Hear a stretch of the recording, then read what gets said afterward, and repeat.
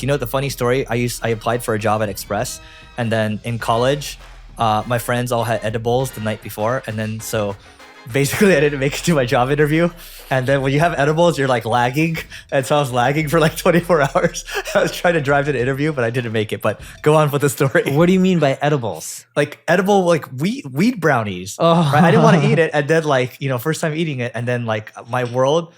You never had edibles, right? No. Okay. Have you played like first person shooters where you're like lagging and like, you know, the bullets aren't like, you know, your weapon's not firing and then like everything's slow? I played Monopoly. Oh my God. All right. Anyway, the point is when your world is like, there's like a 5 millisecond lag time to everything, it's annoying. So when you smoke weed, there's a 5 second lag in every. If you do too much and you like have a bad trip or whatever, that's what happens. See, this is why I don't do drugs or alcohol. It makes life easier. First of all, we were like 20 years old, and I don't like weed, by the way. But anyway, go on with the Express story. You know, it's funny. I haven't seen you do. I don't do weed anything. Or even drink alcohol. I don't like alcohol. Time. You don't drink alcohol either. Yeah, I stopped a long time ago. Why? Let's tell everyone the reason. Let's go ahead. The real reason? Yeah. The real reason is I'm allergic. Me too. Yeah. Yeah. But like I had really bad reactions after COVID. After COVID? Yeah, after COVID. Not getting COVID, but something happened during the time of COVID where I never drank. Even before that, I would drink, but not really drink. It would be like more like I would get one drink in a business meeting and I would sip on the whole drink over 3 hours and I may finish it. It's not enjoyable. Yeah, so I was never getting drunk anyways. Yeah. But the problem that I ended up having is during COVID, never cared for alcohol. Mm-hmm. Stop drinking it when you're in lockdowns, year plus in a home. I think it was a year plus. I don't know how long the COVID lockdowns were, but it was Basically long like enough. 2 years. Yeah. Yeah. And then all of a sudden things started opening up. Drank my first sip of alcohol like a year and a half or 2 years later. And one little tiny teeny sip, like you wouldn't even notice a glass going down much. Within 5 minutes, I had a headache like it was a hangover. And then I just didn't drink anymore. Like, I got a headache. Tried it a few more times. Doesn't matter what kind of alcohol I drank. I just had a massive headache. So then I'm like, all right, cool. Don't need to drink this anymore. I'm good. I'm done with it. Exactly. It's for me, I turn red when I drink it, right? So that automatically means you're allergic. And that's not good because if you turn red from it, I mean, they can cause cancer later. Like everything causes cancer, right? But that's what it is. But anyway, talk about this Express story. Yeah, so Express filed Chapter 11 bankruptcy. Investor group called WHP Global is going to acquire most of the assets, I'm assuming including the brand name and stuff like that. They also own, I didn't know this, Bonobos, Up West, and a few others. Oh, I didn't know that. 95 Express stores and all Up West stores will close. So they're closing quite a bit of stores. And I forgot what these guys paid for it. I think I read like pennies. something like $30 million or something. So nothing. But yeah, dude. Last spring, Express acquired Bonobos operating assets and related liabilities for $25 million from Walmart. Oh, so Bonobos used to be like, I used to buy stuff from there and it was a popular turns brand. out didn't work out. For Walmart. And I'm guessing it didn't work out for Express either. But dude, these guys, no joke, paid pennies on the dollar. Look at this. Express, bankruptcy. Weren't they public before? Let's see. They got a commitment of $35 million. So that's what it costs to buy that massive brand. It would take more than $35 million to build up those brands from scratch. Just mismanagement of the business. Yep. We're seeing a lot of that. Yeah. I mean, you're seeing a lot of that. I'm seeing a lot of it. It's the best time to buy. But you know what's crazy, dude? We're getting people coming to us being like, Neil, we're doing $5 million in revenue, 1 in profit. We want to sell to you for $10 to $20 million. I'm like, who's going to give you $10 to $20 million? Oh, okay. So walk us through how they react when you say that. So I first don't actually say it. So usually, typically, someone comes to me and says like, Neil, you should check out our business. It's amazing. We do X, Y, and Z that you don't do. Usually, if a business making $1 million in profit, we don't look at it or try to buy it. But if someone's doing $1 million in profit and something we don't do and we know it would do really well with our customer base, why wouldn't we look at it, especially if they're doing an amazing job? So before we even get into valuation, we ask some questions. You know, questions like, what are you looking for from the business financially? Are you looking to stay on? We're not talking about what valuation we would pay. We're also asking questions like, how long have you been in business? How do you generate your leads? Have you built out management team? Are you the CEO running it? Are you looking to stay on board? What's your client concentration? What's your churn rate? And you want them to stay. We want them to Yeah, stay. yeah. We tend not to do deals where founders don't stay. That's a key lesson for everyone. Agencies are so driven by the founder and they Yeah. add so much. You can't have them. They're like a star player. There. Yes. Yeah. You would hope that they're a star player. If not, you shouldn't buy that agency. Yeah.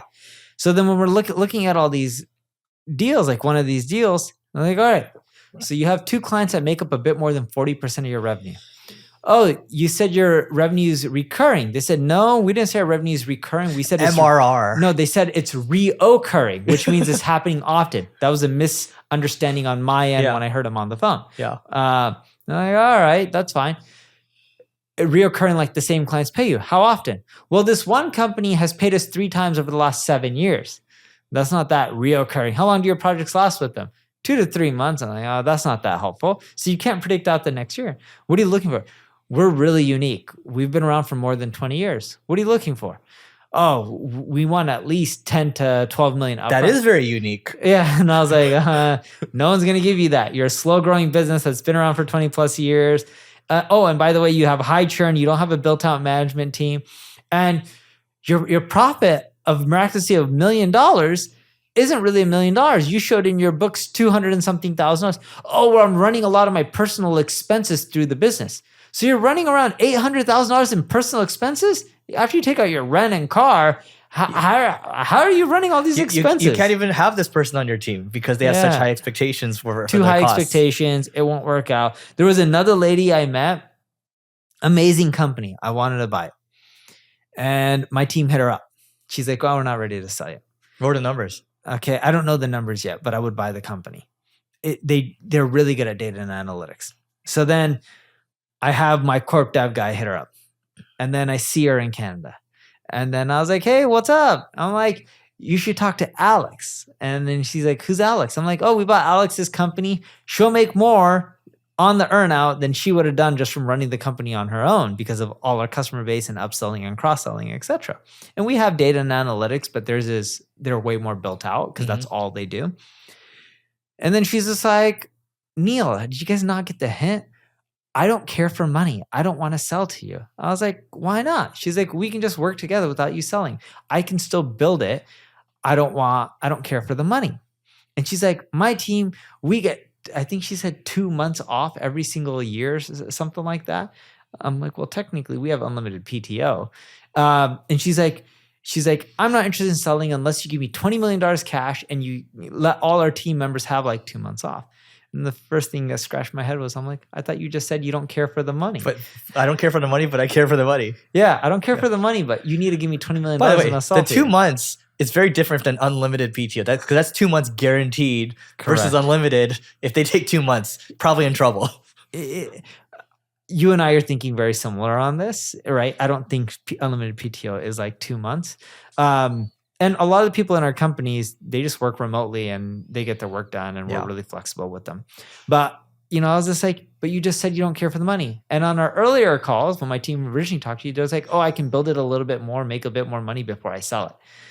And you know what she doesn't realize is talented entrepreneur, great at the product, struggles with closing tons of revenue based on what we can just estimate from headcount and logos and stuff like that.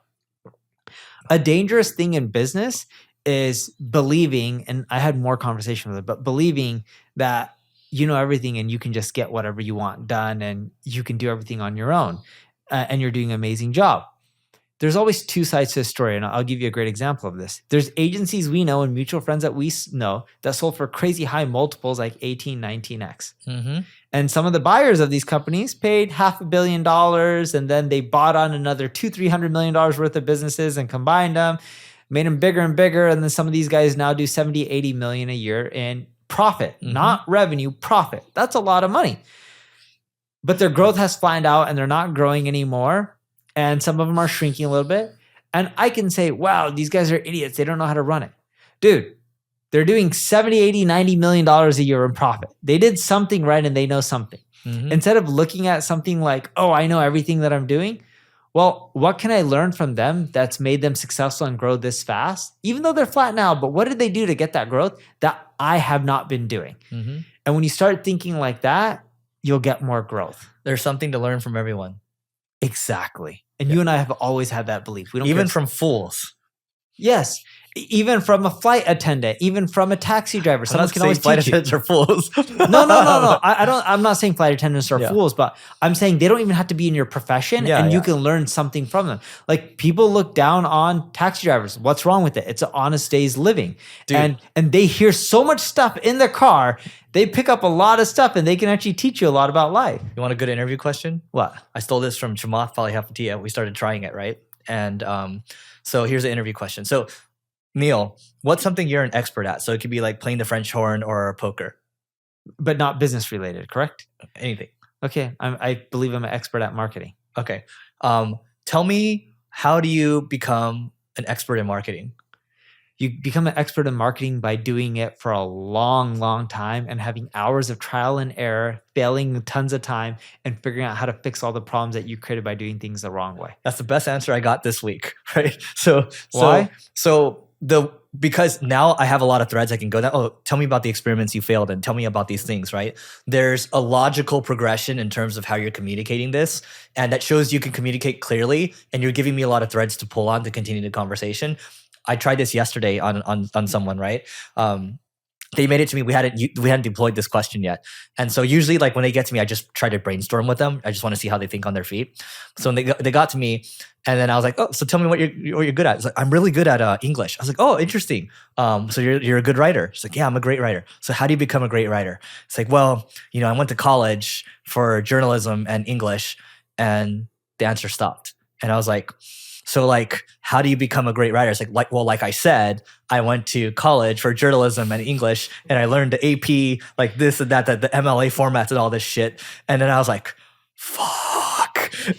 and so at that point, I was just like, I got to end the interview. But this is a Chamath question. He's like, this question shows how people think critically. So now we have that question in the very first part of the HR. And when they get to me now, I'll just ask them questions about marketing. Like, hey, like, show me what you do with my website, or like stuff like that. Yeah. We had a gentleman who worked with us for a long time. His name was David Shapiro. He eventually went client side and worked Dave as Chappelle? David Shapiro. And, he gave me a call before he left, and we talked, and I always told him like, hey, appreciate everything you've done for us. If, you ever need anything from me for that company or anything, I'm not talking about like income wise, but like just need any free help, hit me up. And he's like, do you remember my first interview with you? And I was like, yeah, I remember it. And he's worked with us for a very long time. And back when he started, links they're still important, but they were much more important in the algorithm. And it was the leading factor that everyone was saying that, improves rankings.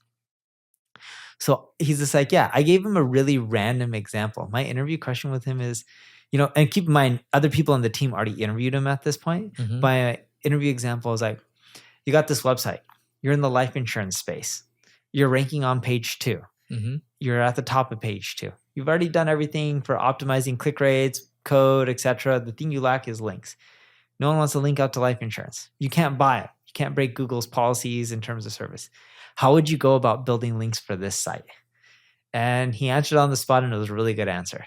And then I was like, cool, you're hired. That was it. That question, did you ask it consistently, or did you come up with it on the spot? No, I came up with it on the spot. Okay. So what I learned, it's over time, it has to be consistent. Then you have apples to apples comparison. Because if we keep changing the question all the time, then how are we going to know how to compare? But that's a great question, because that is very specific. And it sounds like he gave you a very specific answer. But Correct. This just goes to show, I don't know if this was with Airbnb or maybe another tech company, but once they got to the CEO, they're like, it wasn't even an interview. It's like, hey, let's brainstorm. Okay, here's the problem set over here, blah, blah, blah. And you just learn a lot more about the person and how they respond to adversity and how they think. And that's really important if you want to hire the best people. Yes. And when I did interview other people, I did ask them a similar question. It was about link building and how do you build links, but it wasn't like life insurance. I would just pick a random vertical. Yeah. David's was life insurance. Yeah. What I should have done is use the same exact example for everyone. So I could have compared apples to apples, but already knew what was a good answer because I know how to do it myself. Yeah. And I was like, oh, this guy's spot on. Yeah. So our key takeaway for this one is if you're gonna try to get the best people, brainstorm with them. All right, real quick, I need to tell you about the group that Neil and I created called the Agency Owners Association. And this is a group that's similar to entrepreneurial organizations such as YPO or EO. By the way, Neil and I are both in YPO, but we thought it'd be really cool if we're able to create a group that's dedicated to agency owners to helping them scale. So you could be at 6 figures, 7 figures, 8 figures. We have different groups for different levels. All you have to do is go to marketingschool.io/agency. Again, that's marketingschool.io/agency. And you can go there to apply. And I will tell you right now what we're doing is there's an online community. We do calls every now and then. There's stuff that we share in there that we don't share publicly. And you can, at least with the online community, you can cancel at any time. So you can go there to learn more about it. And that being said, back to the video. You know, if I look at some of the best people I hired, by the time I've gotten to the candidate, it's more so been talking about the problems we're facing and discussing how we can solve these problems and what are the potential solutions that they think about. And not all of their ideas are good and not all of mine are good and some of theirs are bad and some of mine are bad. But the people that you can actually work through to try to solve problems like on an hour call or a Zoom, those are the leaders that I tend to end up hiring. Yep. And by the way, if you're at the end, the good thing about Neil is he's not afraid to have tough conversations. Sometimes I've gotten better at it, but I tend to, normal human beings, I'm not saying you're not normal, but typical human beings tend to shy away from tough conversations. And I actually believe that the altitude of an organization is really dependent on the number of tough conversations you're willing to have, because it's like a bunch of problems in an organization, right? Now we've changed it because at the end, after they've been through so many people, I feel bad, right? If I say no, I feel bad. You don't have that problem, right? But now I'm just a lot earlier in the process. And so when they get to me, I just cut it out and then we move on a lot faster. So, yeah. Yeah. And I do think that is the, correct approach. Cause it's like, if you're interviewing someone, it's not a right fit. Like I've told people on the interview, like, hey, you got some great skills, love what you're doing. It's not what we're looking for. And I don't want to be that person who wastes your time. Yeah. But if I do run into someone who is looking for someone like you who's a good fit, can I pass your resume along? Like I'll ask them that because I don't want to send their resume. So what percent of people made it to you that you said no? Where you said no? 10%? 20%? Maybe 10 to 20% max. Do you think if you're a little early in the process, you would have said no more? What do you mean? There's a lot of no's before. No, meaning that like the people who come to me, if I'm interviewing, like there's an 80-90% chance we're hiring them. Yeah. So they're already pretty sure, right? They're pretty sure. Yeah. But do you think if you were earlier in the process, you would reject more people? Of these people that I'm approving? No, we have a pretty good success rate of the people we hire that have worked out. What's that success rate? If I had to give it, for executives, I don't know too much about mid-level or low-level. Executives, 90+%. That's great. So 90 usual hires, like let's just say normal hires, you're lucky if you can bat 50% or 500, right? But executive hiring, there's just a lot more diligence that happens as well. And so you better make sure you get the right person because it's a huge bet too. Dude, we meet them in person. We fly to them or they fly to us. We do reference checks. We try to see who we know in our network. But the other thing that's helped us hire really good executives, we tend to hire people who have worked for competitors, who have gotten promoted multiple times. So that, someone found them valuable. And we usually hire executives that someone on our team has worked with directly on the past that we trust and is producing really well for us. Because then they know what our culture is and if that person is going to be a good fit. Almost all our executives, literally majority of them, have come from referrals. Yep, and exactly. I was like, I feel like they've all worked with each other. I was going to say something interesting, but it's gone now. So we're going to move on to the next topic. All right. So I wanted to take a second to tell you about Leveling Up Founders. This is an event / mastermind for people doing 7, 8, 9 figures. These are founders that are doing that amount. And we've been doing this event for a couple years now. We've had amazing speakers, but more than anything, it's about the people. What I mean by that is like-minded people want to hang out with like-minded people. And this is the best spot to connect with people of a certain caliber. And we vet every single person that comes through. So So if people are, even though they make a lot of money, but their character, we don't really align with that, we're not necessarily going to let them in. We do this event in Beverly Hills, and it's happening in the beginning of August. All you have to do to learn more about it is just go to levelingup.com/founders. Again, it's levelingup.com/founders. If you want to hang out with amazing people, Neil, my podcast co-host, is going to be there. I'm going to be there. People like Syed Balki, he will be there as well. And again, it's going to be a great time. Levelingup.com/founders to learn more. And we'll see you inside. What do you think about, so let me just set the tone here. So Mark Zuckerberg has rebranded himself basically, right? With the chain? I mean, he's got the chain, he's got the mustache now, he's got the llama, like he's riding a llama. He's like out there doing podcasts he's now. riding a llama? Yeah, llama. That's their LLM. That's what it's called, a llama 3. No, like I know that. A real llama. No, like, I think it was generated by AI. Like he's like riding like a colorful llama, right? And so like his personal brand transformation, he's sharing a lot about features. He's out there a lot more now. He's doing jiu-jitsu, right? And I think it's interesting. We should talk about that. I think it's good because people, when you think about Elon, love him or hate him, Elon's very much the face of SpaceX. He's very much the face of Tesla, and he's very much the face of X, right? Even though there's multiple operators, CEOs, or people helping with these companies. Now Zuck is out there, and I'm all for it. Like he's out there walking out there with MMA fighters. He's at the fights, right? I like it. Okay, so I got to read this text from Mark Zuckerberg to Priscilla Chan. He posted this on Threads a while ago. Mark says to his wife, "Did you see the octagon I put in the backyard?" She responds with, "Yes, I saw it." Mark then says, "It looks awesome." Her response, "Mark?" Then Mark responds with, "We have plenty of yard space!" exclamation mark. And then she responds with, "I've been working on that grass for 2 years." That's when it first came out, and he was promoting Threads, right? Yeah.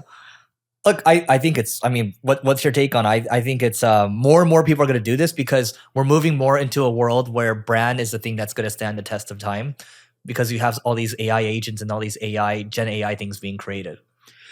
I like the new Mark Zuckerberg. Forget the chain and the style and whatever. Okay, first off, his haircut is way better. His old haircut looked like a bowl cut. It's not the same? No, it's like a little curly. Yeah, but his old one was just more like a straight line and it was flat. It was more like, you know, like when I was a kid, they would do a bowl cut. Like my parents were bowl cut's different. Bowl cut's like, you know, like a mushroom almost. No. But like what my parents would say, because my dad used to cut my hair. He's like, "Oh, I can just put a bowl over your head and just cut a line and it'll be all even." Yeah. Maybe my dad had it wrong. Yeah. And, you know, but either way, I like the new Mark Zuckerberg. You see his personality. The old one seemed more robotic. And I'm not saying he's a robot, but it was just really cold. The new Mark Zuckerberg has like, it's not personality, but warmth to it. Yeah. In which like you can more so relate. Like when he posts that thing on like Threads about his wife getting mad, dude, most guys can relate to that. A girlfriend getting mad at you, a spouse getting mad at you. He's like, we have tons of backyard space. And Zuck doesn't just own his house. He owns all the neighboring houses in the community. So you can pretty much combine all the yards. It's not like he's struggling with yard space or anything like that. Mm-hmm. But it just shows like it's much more relatable. And I think, you know, like you're saying with AI, that is the future. It really does separate a brand. It's why Kylie Cosmetics does well. How is Kylie Cosmetics doing now? Not as well as it probably used to do from a growth perspective.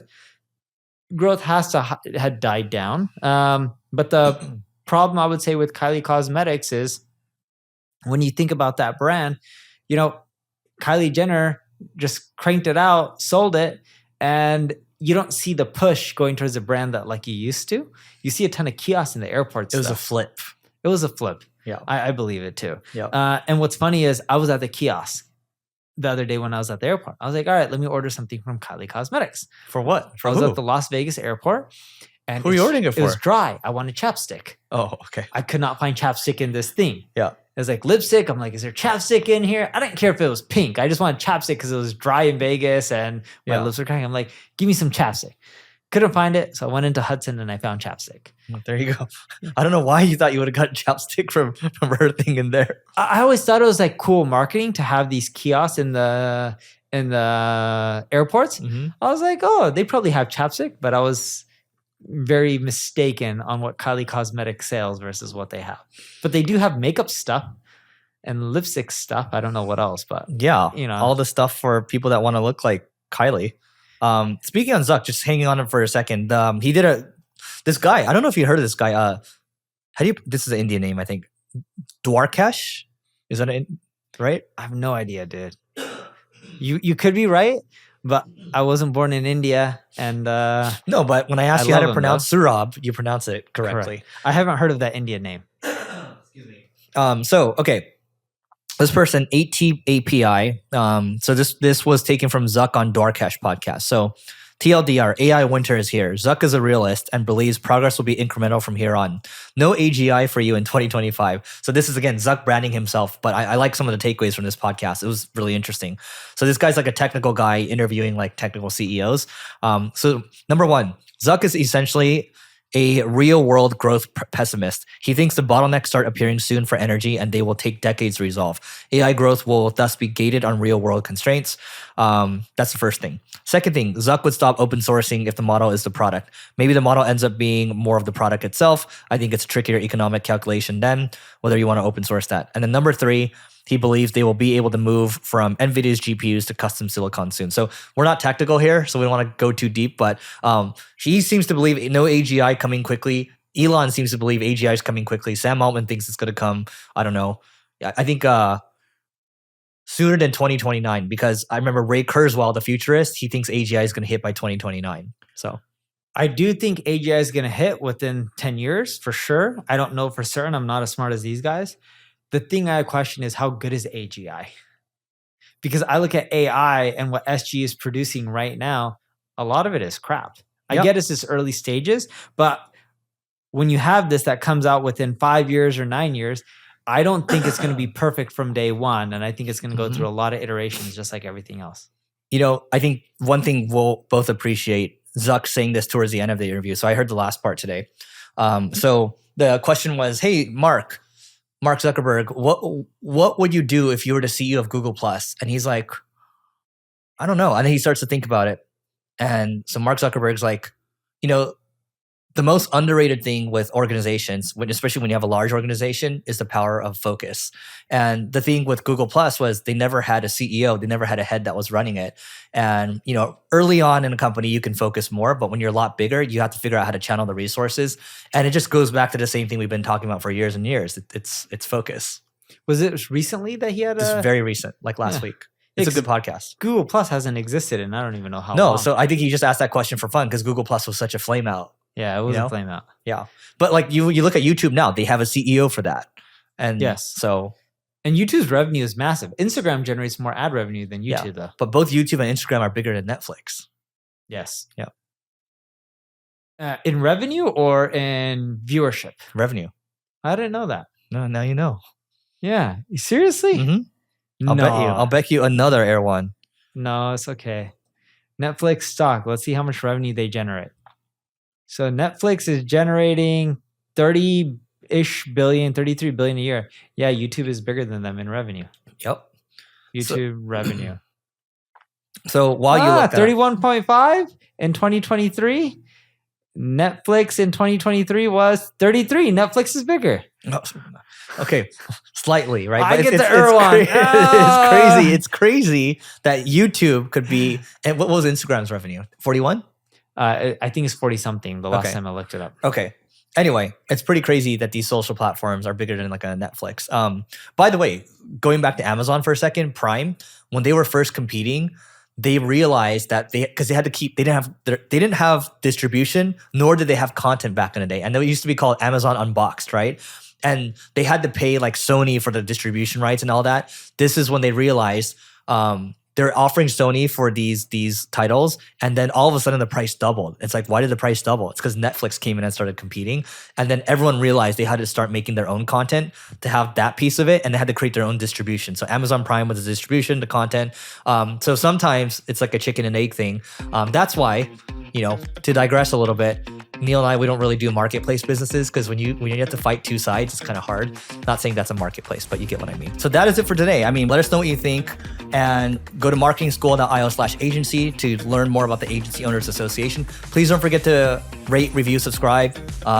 You know, we meet in person for this. We've got Brad from recordeditpodcast.com. And we'll catch you in the next episode.